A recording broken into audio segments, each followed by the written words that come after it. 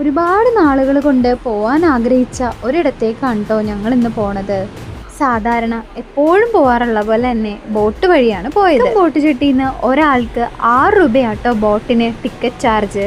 എനിക്ക് തോന്നുന്നത് ഒരുമാതിരിപ്പെട്ട ആളുകളുടെ എല്ലാം മൂല കുടുംബമാണ് ഇതെന്നാണ്. ഇറ്റലിയുടെ ഹൃദയഭാഗത്ത് നൂറ്റാണ്ടുകളുടെ ചരിത്രവും ആത്മീയ രഹസ്യങ്ങളും ഒളിപ്പിച്ചിരിക്കുന്ന ഒരു പുരാതന ശിവക്ഷേത്രം, അതാണ് വേളോർവട്ടം മഹാദേവ ക്ഷേത്രം. ഇത് സംബന്ധിച്ച് നാട്ടിൽ പ്രചരിക്കുന്ന വിശ്വാസങ്ങളിലൊന്നാണ് മഹാദേവൻ ഇവിടെ 2 വ്യത്യസ്ത ഭാവങ്ങളിൽ അനുഭവപ്പെടുന്നു എന്നത്.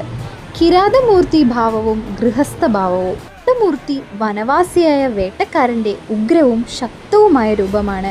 മഹാഭാരതത്തിൽ അർജുനനെ പരീക്ഷിക്കാൻ ശിവൻ കിരാത രൂപത്തിൽ വന്ന കഥയുമായി ഇതിനെ ബന്ധിപ്പിക്കാറുണ്ട്. എന്നാൽ ഗൃഹസ്ഥ ഭാവമോ കുടുംബസമേതനായ ശാന്തസ്വരൂപനായ പരമശിവൻ.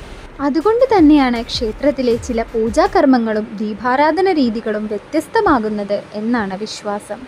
വേളോർവട്ടം എന്ന പേരിനും ഒരു കഥയുണ്ട്. പഴയകാലത്ത് ഈ പ്രദേശം കാടുകളും വെള്ളച്ചാലുകളും നിറഞ്ഞതായിരുന്നു.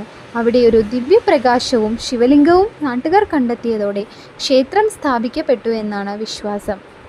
എന്നാൽ മറ്റൊരു പ്രചാരത്തിലുള്ള കഥ അനുസരിച്ച് പരശുരാമൻ കേരളത്തിൽ സ്ഥാപിച്ച 108 ശിവക്ഷേത്രങ്ങളിൽ ഒന്നാണിതെന്നും ചിലർ വിശ്വസിക്കുന്നു.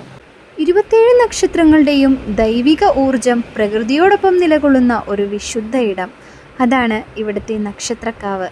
നക്ഷത്രക്കാവ് വേളോർവട്ടത്തിൻ്റെ മറ്റൊരു പ്രത്യേകത കൂടിയാണ്. സ്വന്തം നക്ഷത്രവൃക്ഷത്തിന് വെള്ളമൊഴിക്കുക, പ്രദക്ഷിണം വയ്ക്കുക തുടങ്ങിയ ആചാരങ്ങൾ ഇവിടെ ചെയ്തു പോരുന്നു.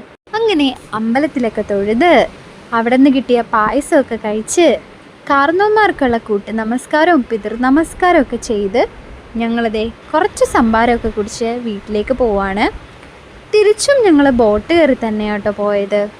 അങ്ങനെ ബോട്ട് കയറിയപ്പോഴാണ് ടിക്കറ്റ് എടുക്കാതെ ചുളുവിൽ കയറിയ 2 ആളുകളെ കണ്ടത്. അങ്ങനെ കയ്യിലിരുന്ന കപ്പലണ്ടിയുടെ മുക്കാലും അതുങ്ങൾക്ക് കൊടുത്ത് ഞങ്ങളതേ വീട്ടിലേക്ക് പോവാണ്. അപ്പോൾ വീഡിയോ എല്ലാവരും ഒന്ന് ലൈക്ക് ചെയ്യണം, ചാനൽ ഒന്ന് സബ്സ്ക്രൈബ് ചെയ്യണം. അപ്പോൾ അടുത്ത വീഡിയോയിൽ കാണാം.